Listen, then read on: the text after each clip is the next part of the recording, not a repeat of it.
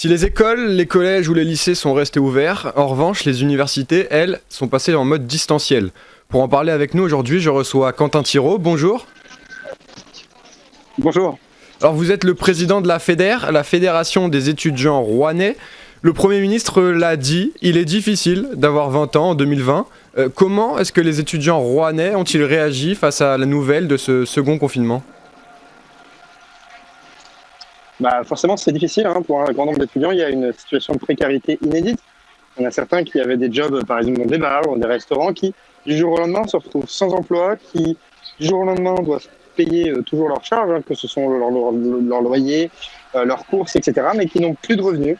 Il y a un certain mal-être étudiant aussi pour des étudiants qui sont confinés dans des chambres de 9 mètres carrés, dans des résidences Crous, et qui vont devoir y passer tout seuls pendant plusieurs semaines, voire au moins certains mois. Donc, il y a une situation qui est vraiment compliquée pour ces étudiants. Et donc, naturellement, c'est très difficile pour eux de se voir encore une fois confinés et encore une fois dans une situation vraiment compliquée. Alors les cours à distance, c'est une autre manière d'apprendre, mais est-ce que c'est efficace selon vous ou est-ce qu'au contraire, les étudiants préfèrent les cours en présentiel ? Quels sont les retours que vous avez au sein de la communauté étudiante ? Aujourd'hui, on sait que c'est compliqué les cours en distanciel pour un certain nombre d'étudiants. Déjà, d'une part parce qu'il y a certains professeurs qui sont un peu, pour le dire simple, des vieux de la vieille qui vont tout simplement juste être aujourd'hui incapables de gérer l'outil numérique correctement et qui vont donc dispenser leurs cours avec une certaine difficulté. D'autres qui n'arrivent pas, d'autres où il y a des problèmes de serveurs qui font que juste c'est pour eux impossible aujourd'hui de tenir leurs cours de manière classique. Bref, un certain nombre d'étudiants se retrouvent face à des difficultés et certains qui ont juste la rupture numérique et qui donc, à cause d'ordinateurs qui ne sont pas suffisants, de connexions numériques compliquées, vont se retrouver aussi dans une précarité et difficilement suivre leurs cours. Alors justement, la connexion Internet, c'est un facteur d'inégalité. Comment est-ce que font les étudiants qui n'ont pas une bonne connexion pour faire face à ces difficultés ? Bon, alors, la différence avec le premier confinement, c'est que l'université reste ouverte. Ça, c'est un point important. Donc, l'université met toujours à disposition des salles avec des ordinateurs. Ça, c'est le premier point qui vraiment diffère du premier confinement. Maintenant, il y a certains étudiants qui ne peuvent pas aller à l'université parce qu'ils sont rentrés chez leurs parents, etc. Mais généralement, quand on est rentré chez nos parents, on a une connexion Internet qui doit être suffisante. Mais ça reste compliqué pour ces étudiants qui sont toujours sur Rouen, qui se battent juste pour réussir à avoir un accès à l'enseignement décent, parce que eux, ils vont devoir se déplacer à la différence des autres dans des salles où parfois elles sont fermées, parfois il faut prendre rendez-vous, donc il n'y a pas de place, etc. C'est quand même compliqué pour certains étudiants. Et donc oui, évidemment, l'inégal accès à la connexion Internet fait qu'il y a une rupture numérique pour un certain nombre de jeunes, et donc c'est compliqué pour eux. Alors vous l'avez dit, les professeurs aussi, c'est compliqué pour eux de faire cours. Donc pour certains, ils n'ont pas l'habitude de faire cours dans ces conditions à distance. Est-ce que l'université a anticipé un deuxième confinement ? Elle n'a pas formé, apparemment, de ce que vous nous dites, elle n'a pas formé les profs à faire cours à distance comme elle aurait dû le faire ?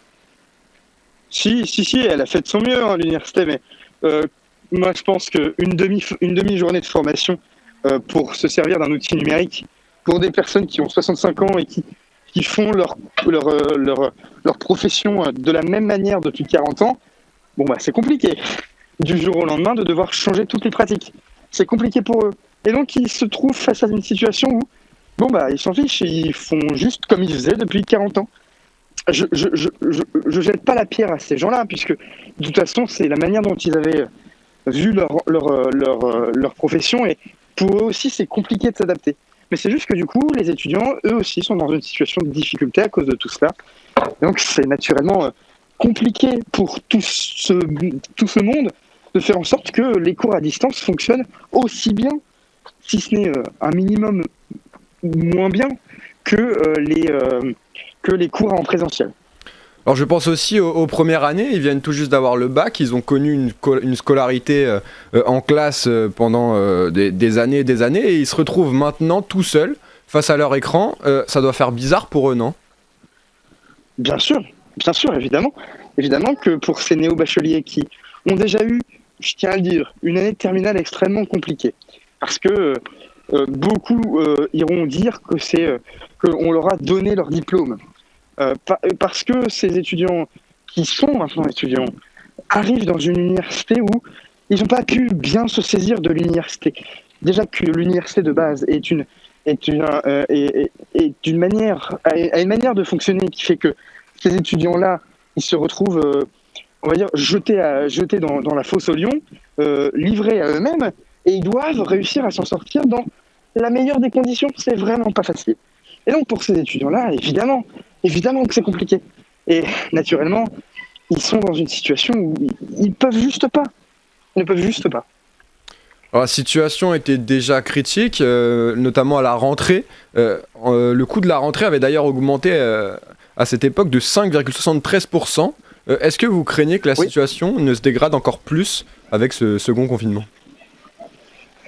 Eh bien, au niveau du coût de la rentrée, c'était pour le coup le coût de la rentrée qui avait augmenté. Là, cette fois-ci, c'est différent. C'est le pouvoir d'achat des étudiants qui va baisser. Parce que ils vont perdre leur emploi, parce que ils n'auront pas ce qu'ils pouvaient faire avant.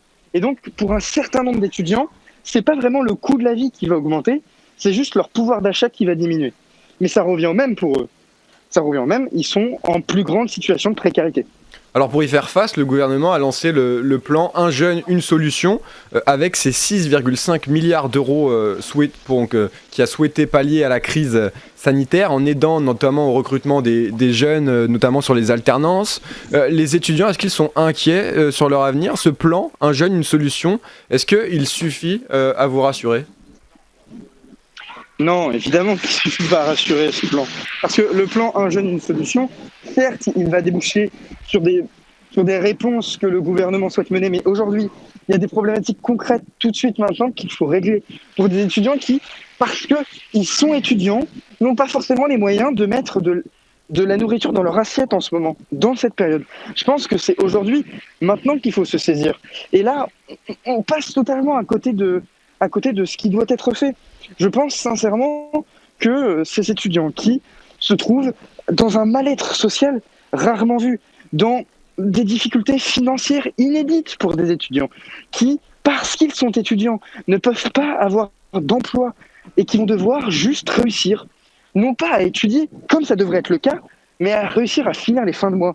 Est-ce que c'est cela qu'on veut pour le futur de notre pays, puisque mine de rien, c'est les générations futures qui sont aujourd'hui à l'université. Est-ce que c'est cela qu'on veut? Moi, je pense pas.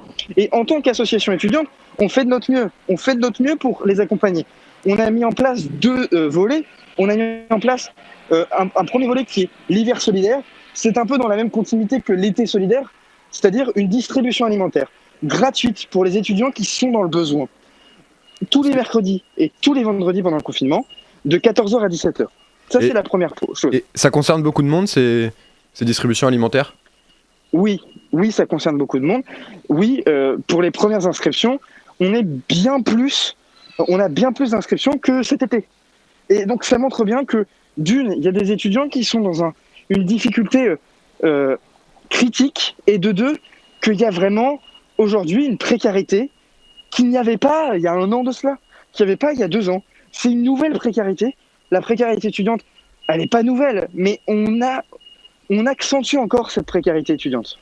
Et comment vous allez faire pour maintenir le lien social? Vous l'avez dit, on peut quand même aller à la fac, mais la FEDER lance des activités pour maintenir justement ce lien social, lesquelles?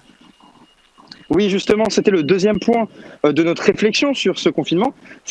On s'est dit, on est parti du constat que, on est confiné, mais on n'est pas isolé.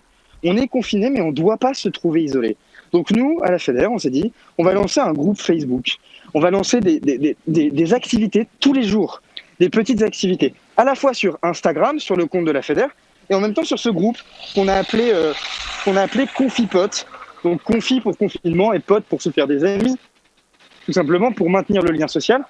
C'est une démarche qui se veut un peu un peu plus flexible, on va dire, un peu moins sérieuse, mais qui vise tout simplement à maintenir un lien social avec des petites activités. Merci Donc là, Quentin ce Thiraud. soir- Merci beaucoup Quentin Thiraud d'avoir été avec nous sur Sensation.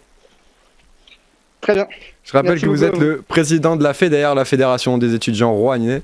Vous pouvez retrouver cette émission en podcast audio et vidéo sur notre site ou sur notre application Radio Sensation.